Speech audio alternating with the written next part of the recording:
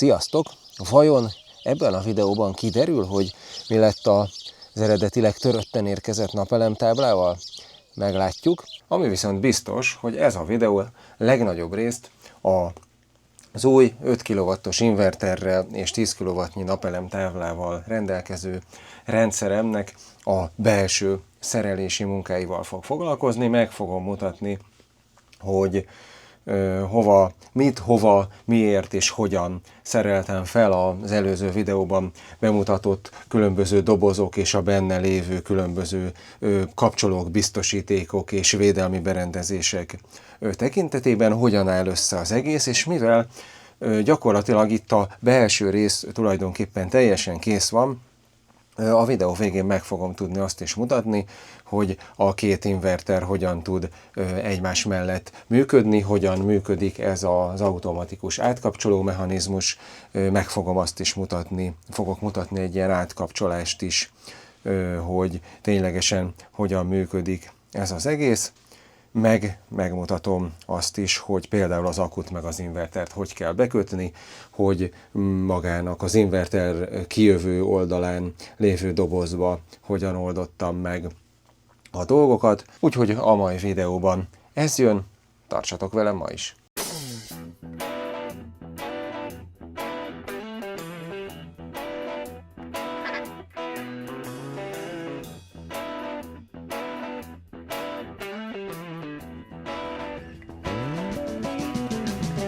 Azt azonban már itt a legelején nagyon fontos leszögezni, hogy ezt a videót nem azért készítettem, hogy ennek alapján mindenféle hozzáértés nélkül nekiálljatok otthon villanyt szerelni, sőt, én mindenképpen azt tanácsolom, hogy ha nem értesz az ilyesmihez, akkor semmiképpen ne vágj bele, mert az elektromos áram veszélyes, akár életveszélyes is tud lenni. Én azt mondom, hogy két okból sem szabad gondolkodás nélkül lemásolni azt, amit én csináltam. Egyrészt, mert én magam sem vagyok képzett villanyszerelő szakember, ezért könnyen elképzelhető, hogy abban, amit ebben a videóban mutatni fogok, lesznek olyan hibák, amik esetleg a szakembereknek fel fognak tűnni. Remélem, hogy nem, de nem kizárt. A másik dolog pedig, hogy ez egy olyan dolog, amivel mindenki csak a saját felelősségére foglalkozhat. Én semmiképpen nem bátorítok arra senkit, hogy ilyesminek nekiálljon. Amint mondtam az elején is, ez veszélyes, hogyha belevágsz, akkor legyél tisztában azzal, hogy ha valamit elrontasz, akkor ez akár életveszélyes is lehet, úgyhogy csak saját felelősségre. Most nagyon részletesen magáról a fúrás, faragás, szerelésről nem csináltam felvételeket, mert igazából 3 napon keresztül foglalkoztam ezzel, és rengeteg felvétel, túlzottan hosszú lenne ez a videó, de azért néhány mondatban beszélek erről is. Az inverternek a felszerelése baromi egyszerű, van hozzá gyárilag egy ilyen keret, azt kell először felszerelni, azt az előző inverter felszerelésén, ez egy majdnem ugyanilyen deje inverter, mint ez az új. Annak a felszerelésénél csináltam felvételeket, ott láthatod, most ide berakom, hogy hogyan kellett. Gyárilag adnak hozzá 4 ilyen fémtiplis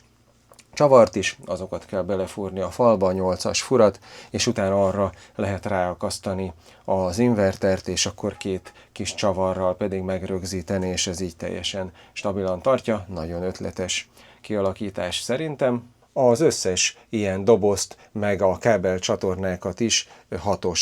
tiplikkel szereltem fel, mert ezek bőven elég erősen tartanak ahhoz, hogy ezeket a könnyű dolgokat megtartsák, és ezekhez elég ugye ilyen nagyon kicsi 6 mm átmérőjű furatokat készíteni a falba, amiket ezzel a Drill Pro akus fúrókalapáccsal készítettem el. Erről van egyébként egy külön bemutató videóm, itt a sarokban megjelenő linken meg tudod nézni. Igazából azóta is csak azt tudom mondani, amit annak a videónak a végén is mondtam, hogy ez egy árérték arányban nagyon-nagyon jó cucc. Ez a 2 darab 4 amperórás akuval együtt 25 000 forint a Banggoodon. és igazából minden tud, ami az ilyen kisebb méretű furatokhoz kell. Egyébként a bemutató videóban még nagy 12 mm átmérőjű furatot is készítettem vele betonban, és azt is tökéletesen viszi, meglepően erős gép ahhoz képest, hogy egy akus, úgyhogy nekem nagyon bevált. Az inverter felrakása után jött az akkunak az elhelyezése, hát nem tudom, emlékszel rá, hogy ez a régi rendszernek a 2 darab 6 a kilowattórás akkuja, az nem így volt elhelyezve, ahogy most van, hanem itt volt az egyik, és ezen a falon volt a másik, és ezeket arrébb kellett raknom, átraktam oda arra a falra, hogy itt az új inverter alatt a hozzá használt 16 kWh új deje akku elférjen. Mivel ennek kerekei is vannak, így könnyű volt idegurítani a helyére, annak ellenére, hogy ez egy 120 kilós monstrum, és mivel ugye ezeknek a régebbi akuknak, itt látod, van saját kis megszakítójuk beépítve, ezekhez nem kellett, ehhez az új akkuhoz, ennek viszont nincsen saját beépített kis megszakítója, és a használati útmutatójában is írják, hogy kell hozzá használni az inverter és az akku között egy megfelelő 125 amperes DC kis megszakítót, úgyhogy itt jönnek ki az inverterből az akkukábelek, gyárilag van hozzá az inverterhez adnak egy ilyen nagy mágneses gyűrűt, amit rá kell tenni az akkukábelekre, és ide bejönnek ebbe a dobozba, amibe beszereltem egy 125 amperes kis megszakítót, amiből kijön a kábel, és utána pedig itt rámegy az akkunak a 2 portjára. Még azt megmutatom, hogy látod, ezek az akkunak mind a 2 portja ilyen dupla, méghozzá azért, mert ugye az ilyen akkukat egymással is össze lehet kötni jó párat, azt hiszem 16 darabot maximum, ha jól emlékszem, lehet, hogy nem jól, de minden esetre jó sokat, és itt így ezáltal, ugye, hogy ilyen dupla a port, itt a másik felén tud jönni tovább a következő kábel a következő akkura, és még az akku bekötéséhez tartozik az is, hogy gyárilag van hozzá egy ilyen adatkábel, azt is be kell az inverterbe vezetni, és ahhoz is van egyébként egy ilyen mágneses gyűrű, és még azt is leírja a használt útmutató, hogy így 4-szer kell rajta körbe tekerni, hogy nem tudom, az ilyen elektrostatikus zavarokat kiszűrje, gondolom. Itt az inverter előlapját levéve láthatóvá válik a belseje, ahova a bekötéseket kell csinálni. Ugye itt vannak különböző ilyen portok, ez a BMS kommunikációs port, ez a felső jobb szélső, és innentől kezdve az akku BMS-e kommunikál az inverterrel, tehát az inverter nem csak az akku feszültségét fogja tudni érzékelni, hanem a BMS tulajdonképpen nagyon pontosan a töltöttségi állapotot, meg mindenféle dolgot meg tud mondani az inverternek, és akkor így az inverter ugye jóval pontosabban az akku állapotának megfelelően tudja szabályozni a töltőáramot, meg egyébeket. Itt van egyébként az akkukábeleknek a bekötése, mindennek van egyébként ilyen nagy tömbszelencéje, a gyári akkukábel természetesen tökéletesen illeszkedik, és akkor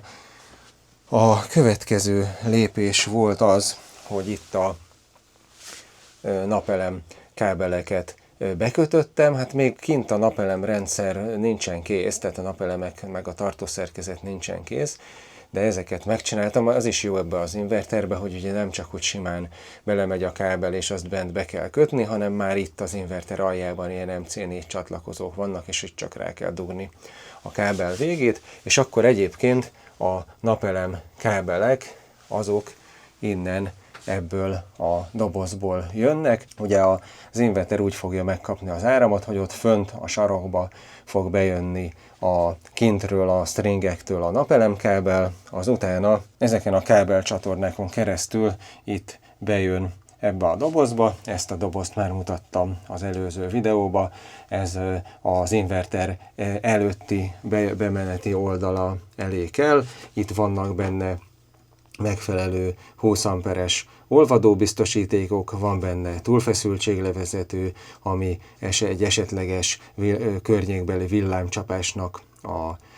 magas feszültséglöketét tudja elvezetni a földelés felé, hogy ne az inverter kapja meg azt és károsodjon tőle, meg még van egy ilyen kis megszakító, ami igazából itt ebben az esetben kapcsolóként funkcionál, hogy le lehessen kapcsolni az inverter felé menő napelemes áramot szükség esetén, és akkor ez két stringre van, ugye ez az egyik string, ez pedig a másik string, és akkor innen ebből jön az inverterbe majd a napelemeknek az árama. És a harmadik dolog pedig, amit be kellett kötni, az pedig ugye az inverterből kimenő áram. Mivel ez egy hibrid inverter, ez egyébként tud hálózatra is csatlakozni, meg még generátornak az áramát is tudná fogadni. Ezeket üresen hagytam, és a load, tehát a szigetüzemű kimenő portra kötöttem csak kábelt, és amint láthatod, a 3R-es 6 négyzetmilliméteres kábelnek csak 2 erét kötöttem be, itt a földelő vezeték nincsen bekötve, ugyanis ez az inverter is olyan, hogy ha szigetüzemű módban van használva, akkor lebegő földet, lebegő nullát ad ki magából, olyankor nem kell bekötni a földelő vezetéket, ezt a használati útmutatóban is írják, és akkor itt ez a kábel jön be, itt ezen a kábel csatornán keresztül ebbe a dobozba, amin most még itt nincsen rajta a fedele, ezt mindjárt megmutatom közelebbről, de előbb néhány szó a lebegő földről. Ez az ilyen hordozható vagy szigetüzemű invertereknek a sajátossága, hogy tulajdonképpen mivel nincsenek egy fix földelésre kötve, ezért alkalmazzák ezt a fajta megoldást, amit lebegőföldnek szokás hívni, hogy ez pontosan micsoda, ebben a videóban nem akarok belemenni. A lényeg az, hogy a lebegőföld esetén például a FI relé, tehát az életvédelmi relé nem működik megfelelően, ezért a számunkra itt a házban ez nem megfelelő, ez mondjuk a lakókocsiban lévő inverteremnél így van, ott ez a lebegőföld megfelelő, ott ilyen életvédelmi relé nincsen bekötve a rendszerbe, de az inverter viszont olyan, amiben magában van olyan védelmi mechanizmus, ami esetlegesen egy áramütés vagy zárlat esetén lekapcsolná a kimenetet. A lényeg, hogy olyankor, amikor az ember egy házat akar ellátni szigetüzemben, akkor viszont ez nem célszerű, ez a lebegőföld, ezért itt ebben a dobozban kellett egy PEN szétválasztást, egy föld és nulla szétválasztást csinálnom, ami azt jelenti, hogy itt az inverter felől bejövő kábelnek a kék színű, tehát nulla vezetékét először ide a földelő sínre felhoztam, és utána erről a földelő sínről vittem vissza ide a bejövő 32 amperes kis megszakítóra, és innentől kezdve a földelő síntől valójában szét van választva a nulla és a földelés, ugye itt van innentől kezdve a földelés, az rá van kötve kint a házon kívül van egy földelőszonda, amit még az előző rendszerhez készítettem el.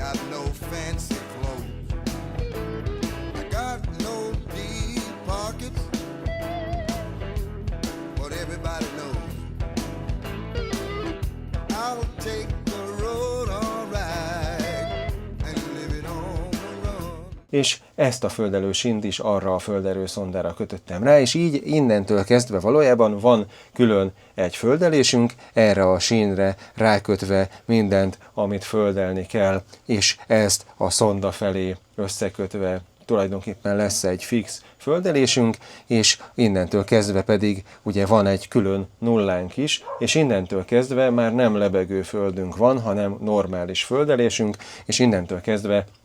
az ebben a dobozban elhelyezett fírrelé, tehát életvédelmi relé is megfelelően fog működni. És akkor innentől kezdve ugye ebben a dobozban az 5 kW-os inverter teljes áramát átengedni tudó 32 amperes kismegszakító után van az előbb emlegetett fírrelé, ezek után van még egy túlfeszültség levezető, ami, hogyha esetleg a másik irányból, a másik inverter felől, illetve innen a váltókapcsoló felől valami meghibásodás esetén egy túlfeszültséglöket érkezne, akkor ez levezeti a földelés felé ezt a túlfeszültséget, és így megvédi az invertert. Van még itt utána egy ilyen kis okos kapcsoló, amelyet a TUJA alkalmazásból kibekapcsolni is lehet, meg ez a rajta keresztül menő áramot, feszültséget, teljesítményt is regisztrálja, és akkor ilyen grafikonokon ki tudja jelezni, meg ilyenek. És itt van még egy kicsi kis megszakító, egy 16 amperes, ami külön csak ennek a dugaszolóajzatnak ad áramot, hiszen ezt és az erre rákötött fogyasztókat külön még egy kis megszakítóval védjük, és végül ebből a kis okos kütyűből jön ki a fázis, megy rá ide erre a sínre, és erről a sínről kapja ennek a váltókapcsolónak az egyik bemenete tulajdonképpen az áramot, és a nullát pedig erről a nullasínről. Ez most azért van már itt becsukva, mert amint látod, világít is, ugyanis ez a másik inverter, illetve annak a kimenő doboza is rá van kötve itt egy másik vezetéken. Ugye ez a váltókapcsoló olyan úgy működik, hogy 2 bemenete van, az egyik az ennek az inverternek a kimenő dobozából jön, a másik inverter kimenő dobozából jön, és egy kimenete van, ami pedig itt megy el ebben a kábel csatornában a ház felé, illetve hát a megfelelően kiképzett, a szigetüzemű rendszer számára kiképzett konnektorok és egyéb dolgok felé. Na és akkor nézzünk egy bekapcsolást az új rendszeren. Ugye először itt ebben a kis dobozban ezt a 125 amperes kis megszakítót felkapcsolom, benyomom a bekapcsoló gombot az akón, az egyből fel is éled. Tegnap már töltöttem rá egy keveset, ugyanis itt a régi rendszernek az egyik stringjét rákötöttem, hogy kipróbáljam, hogy az a rész is működik-e. Innentől kezdve az inverter az akku felől már kap áramot, így hogyha bekapcsolom az oldalán lévő gombbal, akkor mindjárt feléled. A kijelzőn látszik is, hogy 84% a töltöttség, meg az is látszik, hogy ugye, ahogy mondtam, rá van kötve az egyik napelemstring, most reggel 9 óra van, de már most 1,07 kW-tal tölt a napelemstring. Látod, 281 volt, 4 amper a bejövő, és ez azt jelenti, hogy gyakorlatilag 1 kW-tal töltődik is az akkumulátor. Most már visszaraktam erre a dobozra is a fedelet, mert onnantól kezdve, hogy áramot adunk rá, onnantól kezdve már életveszélyes lenne burkolat nélkül használni. Hogyha most itt ezt a kis megszakítót, meg a fírrelét felkapcsolom, akkor látszik, hogy itt az okos kütyű is egyből kapott áramot, és automatikusan bekapcsolt, és ezzel pedig még erre a dugaszolóajzatra is tudok adni áramot, és közben azt is láthattad, hogy ezen is ez a zöld lámpa is világítani kezdett. Ez azt mutatja, hogy most már nem csak az A, hanem a B bemenetén is van áram, ez a két lámpa. Ezt mutatja, és hogyha itt automata állásra teszem ezt a kapcsolót, akkor azt is meg tudom mutatni, hogy a két inverter között hogyan kapcsol át ez automatikusan, hiszen most ugye mindkettő működik, és mindkettő inverter tud áramot adni a rendszer számára. Mert hogy ennek az átkapcsolós megoldásnak az az értelme, én azért így csináltam meg, mert hogy ugye azt akarom, hogy a két rendszert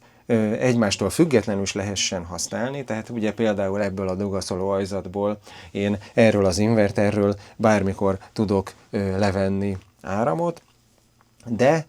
azt szeretném, hogy tulajdonképpen ezek az én beavatkozásomtól függetlenül is ki tudják egészíteni egymást. Hogy mire gondolok? Azért kellett eleve, ez volt az egyik oka annak, amiért kellett még egy második rendszer, mert az első rendszer a maga 12 kWh-órányi akkumulátorával nem volt elég arra, hogy télen a klímákat, amikkel mi a fűtést megoldjuk a házban,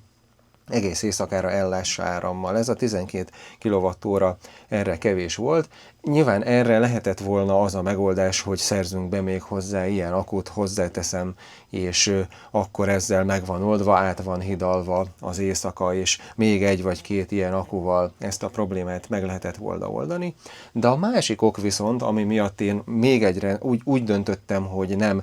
akuval bővítem ki az első rendszert, hanem inkább mellé még egy másik rendszert csinálok, az az, hogy az a helyzet, hogy ez az első rendszer, ez az inverter már jelenleg is a maximális napelem mennyiséget használja, majdnem 10 kW-nyi napelemtábla van rákötve erre a 6 kW-os inverterre, mivel az áramerősséget és a maximális feszültséget ez nem lépi túl, ezért tulajdonképpen ezt bőven ő kezelni tudja, de többet már nem lehetne rákötni, és az a helyzet, hogy ez a napelem mennyiség is télen, amikor borultabb az idő, akkor kevés, és ezért még több napelemet akartam, hogy az olyan esetekben is, amikor tényleg hosszabb ideig, akár egy hétig is borult idő van, olyankor is legyen esély arra, hogy megfelelő mennyiségű termelésünk legyen, de mivel erre az inverterre már több napelemet nem lehetett kötni, több napelemet csak úgy tudok telepíteni és használni, hogyha még egy invertert üzembe állítok, és arra fogok rákötni még 10 kW-nyi napelemtáblát, és hogyha meg már van még egy inverterem, akkor meg nyilván ez már egyszerűen adja magát, hogy tulajdonképpen akkor két rendszer legyen, és ezt a két rendszert úgy tudom tulajdonképpen összehangoltan működtetni, hogy alapból ez az eredeti, a régebbi rendszer fogja ellátni a házat, és ezzel együtt a klímákat is árammal. Azonban, amikor ennél lecsökken az általam beállított 20%-ra az akku töltöttség, olyankor az inverter az áram kimenetét elzárja, hogy ne merítse túl az akkumulátorokat, és ebben az esetben fog ez a kapcsoló automatikusan átkapcsolni a másik inverterre, és onnantól kezdve egy pillanat alatt már is átveszi a másik rendszer a háznak és a klímáknak az áramellátását, és tulajdonképpen zavartalanul folytatódik tovább mindennek a működése, és így egyrészt bőven lesz esély arra, hogy ugye az egész éjszakát a leghidegebb időben is fűtsük a klímákkal a több mint kétszer annyi akkumennyiséggel, mint amennyi az eredeti rendszeren volt. Másrészt az ezáltal megduplázódott napelemtábla mennyiséggel arra is lesz esély, hogy borús időben is tudjunk elég termelést produkálni ahhoz, hogy ellássuk a szükségleteinket. Na most akkor megmutatom, hogy működik ez az automatikus átkapcsolás. Mivel az első számú inverterre kötött akkunak a töltöttsége is 80%, ezért nyilván most nem fogjuk megvárni, hogy ténylegesen lemerüljön, hanem itt a kimenő dobozában lévő kis megszakítónak a lekapcsolásával fogom szimulálni azt, hogy minthogyha ez megszakítaná az áramkimenetét, ezt a kimenetet fogom lekapcsolni, és közben itt ebben a dobozban ez az automatikus kapcsoló, amint ezen az oldalon megszűnik az A oldalon a bejövő áram, automatikusan egy pillanat alatt át fog kapcsolni. Figyelj, most lekapcsolom a kimenetét a másiknak, és át is kapcsolt. Hát az látszott, hogy egy pillanatra elment, elsötétült a lámpa, tehát azért sajnos ennek azért van egy néhány millisekundumnyi átkapcsolási ideje, nem tehát ilyen teljesen szünetmentes áramforrásként ez így nem használható, mert annál ez egy kicsit lassabban kapcsol, és ez igazából az érzékenyebb elektromos készülékeknek nem is olyan nagyon előnyös, például az ilyen kompresszorral működő hűtőládáknak, vagy hát a klímáknak se olyan nagyon, hogyha éppen olyankor kapják meg ezt a rövid áramkimaradást, amikor éppen működnek, de hát egyrészt az nem minden esetben pont olyankor fog kapcsolni, másrészt ez az évnek egy viszonylag rövid szakában lesz, amikor télen igazán hideg van, hogy át fog ez kapcsolgatni, így automatikusan, úgyhogy az minden esetre látható, hogy így működik, és most megmutatom, itt visszakapcsolom ennek a kimenetét, és egyből vissza is kapcsolt, már látszik is, hogy itt is van árambemenet, és egy kattanással visszakapcsolt, és érdekes módon visszafelé kisebb szünettel kapcsol, akkor a lámpa nem is igazán sötétedett el, tehát az egyik irányba egy kicsit nagyobb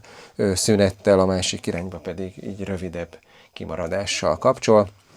Na, szóval ez így működik. Úgyhogy amint láthatod, már itt a belső dolgok tulajdonképpen teljesen készre vannak szerelve, annyi van még hátra, hogy ott fönt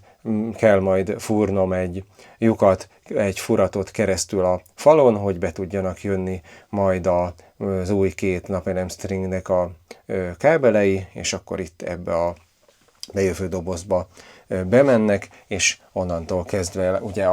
az inverter felé bekötés az már meg is van csinálva, úgyhogy gyakorlatilag itt bent már csak ennyi van hátra. És itt a bejárati ajtó mellett, ott azon a falon, annak a túloldalán van a spájz, ahol az inverterek vannak, ott megy be az első rendszer két stringének is a kábele, nagyjából ott fogom, amellett fogok egy újabb furatot készíteni, és ott fog bemenni az újaknak is. Itt a fölöttem lévő előtető fölött meg már lesznek majd az új napelemek. Erről korábban készítettem egy videót, ahol részletesen megmutattam, hogy mi a terv, hogyan lesz ez az egész elhelyezve. A lényeg az, hogy itt a ház előtt, ott az előtető fölött, fölött a fémszerkezet helyén készített új, erősebb tartószerkezet fölött, és egészen odáig a tervezett pince, aminek a gödrét még mindig ásom, a fölött is itt egy közel 50 négyzetméteren lesz a két új stringnek a napelem táblái elhelyezve. A következő videóban, ami a napelemrendszerről szól, majd ez lesz, nekiállok végre építeni a fémszerkezetet, és végül visszakanyarodva a napelem táblára, hát még mindig nem zárult le a dolog, most már pedig egy hónapja húzódik a történet. Az a helyzet, hogy ígéretem van a cégtől, hogy ki fogják cserélni, elképzelhető, hogy néhány napon belül ez meg is történik, de amíg meg nincs, addig nem akarok semmi bizonytalan dolgot mondani, úgyhogy erre a témára a következő videóban fogunk visszatérni, akkor elmesélem a dolgot. Remélem, hogy ebben a videóban tudtam hasznos dolgokat mutatni a számotokra.